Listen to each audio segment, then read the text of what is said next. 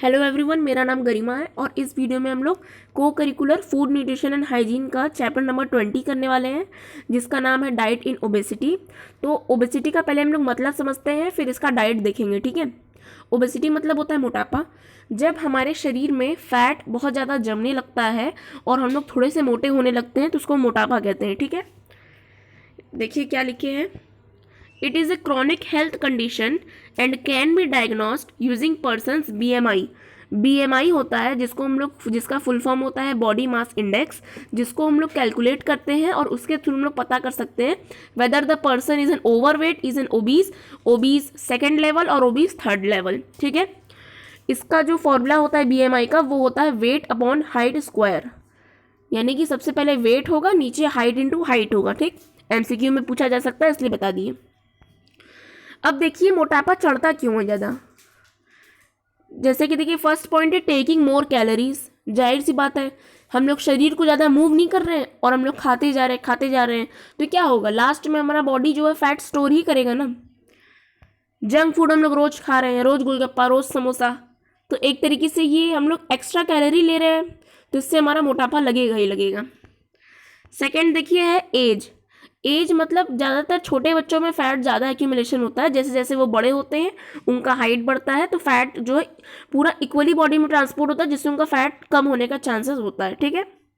Third है inheritance. Inheritance मतलब कि जेनेटिक्स से, अगर किसी की मम्मी थोड़ी मोटी है या पापा थोड़े मोटे हैं तो बच्चे भी मोटे ही होंगे। कैलोरी सप्लाई, जैसे कि बताएं, अगर हम लोग कैलोरी का इंटेक बढ़ा देंगे तो हम मोटे हो जाएंगे और कैलोरी का इंटेक कम कर देंगे तो हम पतले हो जाएंगे। सब चीज़ खाने पे निर्भर है। कम खाना खाएंगे तो पतले भी हो जाएंगे, और वही अगर ज़्यादा खाएंगे और फिजिकल मूवमेंट भी कम रहेगा तो धीरे धीरे मोटे भी हो जाएंगे। साइकोलॉजिकल रीजंस यानी मनोवैज्ञानिक रूप, जैसे कि हम लोग चिंता करेंगे, हमारा नींद पूरा नहीं होगा, हमारे बॉडी में जो सिस्टम है सब गड़बड़ा जाएगा, तो क्या होगा कि हम लोग मोटे हो जाएंगे। स्ट्रेस से भी मोटापा बढ़ता है। डिस्टर्ब्ड स्लीप बता दिए, नींद खराब होगी। अपना नींद 6 घंटे का होता है लेकिन हम लोग 2 ही घंटा सोएंगे, दिन भर मोबाइल चलाएंगे, तो उससे भी क्या होगा, मोटापा बढ़ जाएगा। डाइजेस्टिव इश्यूज मतलब खा तो रहे हैं कम लेकिन पच ही नहीं रहा है, तो अल्टीमेटली वो क्या होगा, फैट में कन्वर्ट होकर हमारी बॉडी में लग जाएगा। ठीक है। तो हमारा डाइजेशन भी स्ट्रांग होना चाहिए। कुछ लोग होते हैं जो बहुत कुछ खाते हैं लेकिन तब भी उनको कुछ नहीं चढ़ता, तो उनका डाइजेशन स्ट्रांग होता है। इसमें एक और पॉइंट हो सकता है मेटाबॉलिज्म, यानी मेटाबॉलिज्म भी बहुत इंपॉर्टेंट रोल प्ले करता है हमारे फैट में। अगर हमारा मेटाबॉलिज्म फास्ट है तो हम लोग कुछ भी खाने हम लोग को पच जाएगा। मेटाबॉलिज्म स्लो है तो हम लोग को घर का खाना भी नहीं पचेगा, उसमें भी हम लोग मोटे हो जाएंगे। ठीक है। अब देखते हैं कुछ ऐसे टिप्स हैं जो बड़े बड़े डाइटिशियंस दिए हैं, जिनको हम लोग फॉलो करके हमारा वेट रिड्यूस कर सकते हैं। फर्स्ट इज स्ट्रेस मैनेजमेंट, मतलब हम लोग चिंता कम करें, स्ट्रेस ना लें। स्ट्रेस लेने से हमारा कॉर्टिसोल हार्मोन रिलीज होने लगता है, जिससे हमारा वेट गेन बहुत ही तेज़ी से होता है। तो हमें स्ट्रेस नहीं लेना है, हमें हमारे स्ट्रेस को मैनेज करना है। सेकेंड है मेंटेनिंग गुड गट बैक्टीरिया, हमें प्रोबायोटिक्स और प्रीबायोटिक्स का कंजप्शन करना है।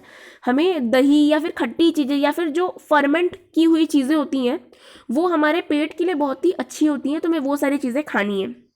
थर्ड है इंक्रीजिंग फाइबर इनटेक, जिनको बार बार भूख लग जाता है तो उसका सबसे बड़ा कारण यही होता है कि वो फाइबर उनका बहुत कम होता है। तो अगर हम लोग फाइबर थोड़ा ज़्यादा लेंगे, जैसे कि वो फल सब्जियां ज़्यादा खाएंगे, तो उनको भूख कम लगेगा, और जब भूख कम लगेगा तो उनका कैलोरी कम इंटेक होगा, और कैलोरी कम इंटेक होगा तो वो जल्दी मोटाएंगे नहीं।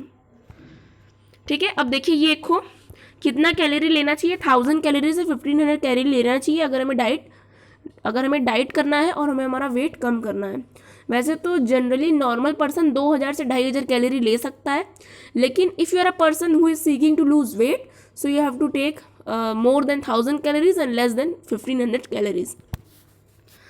अब देखिए सब चीज़ डाइट ही नहीं होता, 20% एक्सरसाइज भी होता है, तो हमें एक्सरसाइज भी करना है, हमारी बॉडी को मूव करना है। बहुत सारे तरीके का एक्सरसाइज होता है, हम लोग डंबल कर सकते हैं, जिम जाके एक्सरसाइज कर सकते हैं। अगर वो सब कुछ भी नहीं कर सकते तो सिर्फ घर में चल सकते हैं, दौड़ सकते हैं। ठीक है। अपने घर की सीढ़ियाँ चढ़ उतर सकते हैं, थोड़ा फिजिकल एक्टिव हो सकते हैं। कुछ भी काम हो फट से उठ जाए, काम कर ले, इस तरीके से भी हमारा वेट मैनेज हो सकता है। स्लीप हमारा अच्छा होना चाहिए, हमको स्मोकिंग नहीं करना, फास्ट फूड नहीं खाना है। ठीक है। और हमें हमारे डाइट में प्रोटीन सबसे ज़्यादा रखना है, मतलब नहीं, डाइट में ओवरऑल तो कार्बोहाइड्रेट ही ज़्यादा होगा, लेकिन हमें प्रोटीन को भी ज़्यादा रखना है, जिससे हमारे शरीर में मसल बिल्डिंग होगा। भले ही जब फैट लॉस होगा तो हमारी स्किन लूज नहीं होगी, बल्कि हमारा वो मसल बिल्ड होगा। ठीक है, तो ये हमारा यहाँ पे चैप्टर कंप्लीट हो जाता है। अगर अभी तक आप लोग इस वीडियो में बने हैं तो बहुत अच्छी बात है। अब फटाक से इसका 5 MCQ भी कर लेते हैं, जो बहुत ही इंपॉर्टेंट है। देखिए, सबसे पहला MCQ है not the cause of obesity, यानी इसमें से ओबेसिटी का कॉज कौन सा नहीं है। एज एंड सेक्स, तो देखिए एज से मोटापा का रिलेशन है, मैंने अभी आपको बताया। इकोनॉमिक लेवल, जिसके पास ज़्यादा पैसा होगा वो ज़्यादा पिज़्ज़ा बर्गर खाएगा तो वो मोटा हो जाएगा। फिर कंज्यूमिंग मोर फूड, ये भी है। लेकिन रिलीजियन तो कोई इसका कॉज नहीं है ना, कि कोई इस रिलीजन का तो ज़्यादा मोटा होगा, उस रिलीजन कम। तो इसका सही आंसर है रिलीजन। ठीक है, सेकेंड है obese person should not take this in his diet, यानी मोटे पर्सन को क्या अपनी डाइट में नहीं लेना है। तो ऑप्शन देखिए क्या है, विटामिन, मिनरल, प्रोटीन, फैट। जाहिर सी बात है, कितनी बार कह दिए फैट नहीं लेना है। थर्ड है the cause of obesity is fat, inheritance, less physical labour यानी लेस फिजिकल मूवमेंट, या ऑल। तो इसका ऑल होगा।